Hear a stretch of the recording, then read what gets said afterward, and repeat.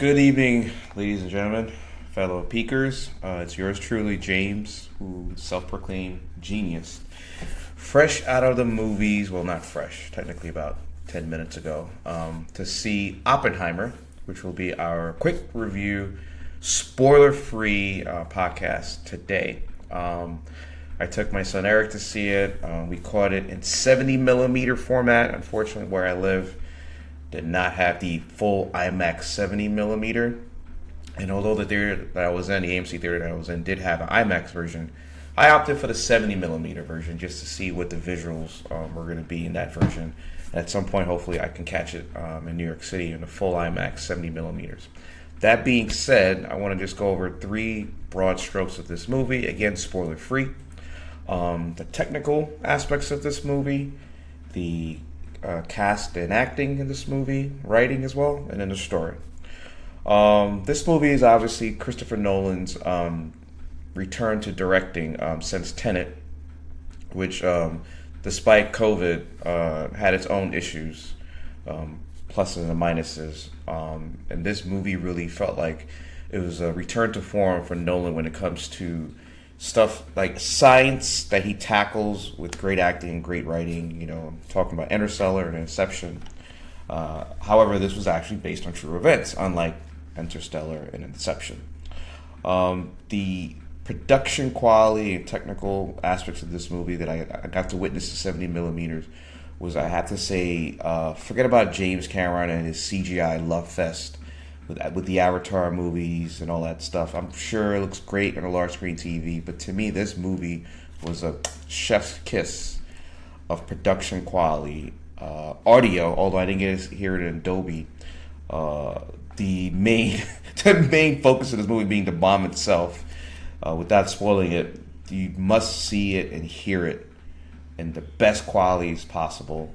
I thought that the production team and the set locations used in this movie, and also the color choices. Again, I'm not trying to spoil it, but there's a clear dichotomy between the colors that are used in some parts of this movie as opposed to colors that are used, or lack of color used in other parts of this movie.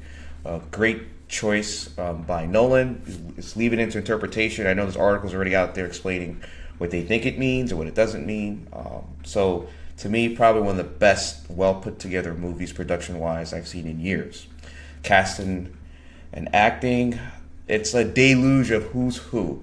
Nolan, to me, has supplanted the great Steven Spielberg when it comes to the ability to get Hollywood's A through D list of actors in one movie. I mean, there are some cameos here that I was shocked to see.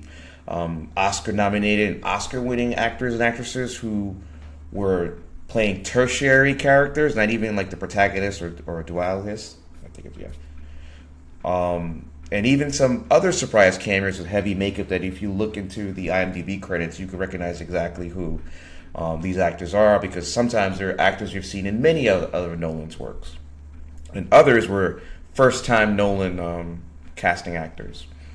The writing for this movie, it's a little bit, if I had to nitpick anything, I think the storytelling of what Nolan's doing for this pseudo-documentary, biopic, fiction type of story, it's a little bit, you have to really follow along with the way he tells you the story from the first scene to the end scene. There are some time components where flashbacks are used over again and again to a point where if you're not really following, you can get confused pretty easily. But I like the complicated style he presents. I mean, this is the guy who gave us Memento as his first movie outing. And he's never, he's pushed gas to the pedal when it comes to inventing different ways of storytelling. Or story style format, I should say. And then lastly, the story itself. I mean, spoiler alert, the U.S. built the bomb in the 40s in a race to end the war against Germany and eventually Japan, that then cascaded into a series of events that created other bombs and larger bombs, and it got to the point where we are now, 2023, where a rogue nation now, instead of an organized institutional country, you can get a group, a radicalized group, or a group that's determined to cause chaos, have access to these nuclear weapons. Not even the ones as big as what was dropped in Hiroshima and Nagasaki, the original one that Oppenheimer helped build, but smaller versions of that will still be devastating to humanity. I think it's great to see this being retold now in 2023 with different lenses and different perspectives. If I'm correct, I believe the family did okay and approve Nolan, and Nolan did seek some information from the family, and making family meaning the family of Oppenheimer, J. Robert Oppenheimer, and on the first viewing of this, I'm gonna go ahead and give this movie an A minus. I think it is a 3-hour movie, and it could have been done tighter. There were some spaces and moments in the movie where I felt like it was just extra, and you could see the fat of this movie. But you always felt tension because you weren't quite sure, is this scene going to lead to something bigger? So it kept you entrenched. I only looked at my watch once throughout the entire 3-hour length of the movie.